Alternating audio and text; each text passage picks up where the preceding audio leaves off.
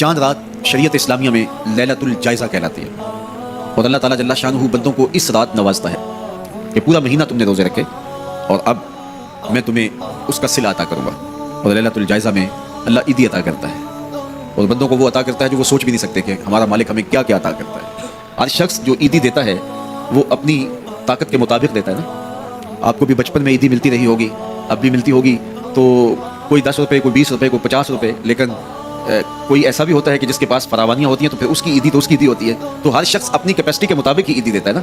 تو یار جب ایک عام آدمی 10-20 روپے دے دیتا ہے، لیکن جس کو اللہ نے بڑا نوازا ہو تو وہ پھر 500 روپے کا نوٹ آپ کو دیتا ہے کہ جناب یہ عیدی ہے آپ کی، تو پھر اللہ کتنی عیدی دیتا ہوگا، وہ کتنی کرم نوازی فرماتا ہوگا۔ تو یار جب عیدی لینے کا وقت ہو اس دن ہم بازار میں ہوں، جب عیدی لینے کا وقت، کچھ لوگ اپنے سارے کام اور ساری خریداری چاند رات کے اوپر چھوڑتے ہیں کہ اس رات کو ہم بازار جائیں گے۔ کچھ لوگوں کو شوق ہوتا ہے اس رات بازار جانے کا، حالانکہ بازار شر الاماکن، بری جگہ، سب سے بہتر جگہیں اللہ کے گھر مسجد ہیں اور سب سے بدترین جگہیں بازار ہیں۔ تو مجبوری کے ساتھ بازار میں جایا جاتا ہے۔ آپ کی مجبوری ہے کچھ خریدنا، اور اگر آپ کاروبار کرتے ہیں تو آپ کی مجبوری ہے کچھ بیچنا، تاکہ آپ اس خرید و فروخت سے اپنے بچوں کا رزق کما سکیں یا اپنی ضروریات کو وہاں سے جا کے خرید کے لا سکیں، تو وہ مجبوری ہے۔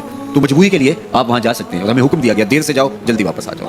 مسجد میں حکم دیا گیا ہے جلدی جاؤ دیر سے واپس آؤ۔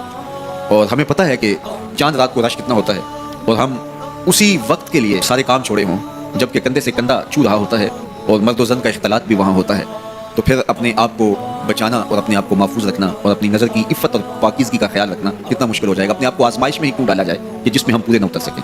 تو اس لیے یہ بات ذہن میں رکھیے گا کہ یہ لیلۃ الجائزہ ہے، یہ جھولی پھیلا کے رب سے مانگنے کا وقت ہے، یہ بازاروں میں آوارگی کا وقت نہیں ہے۔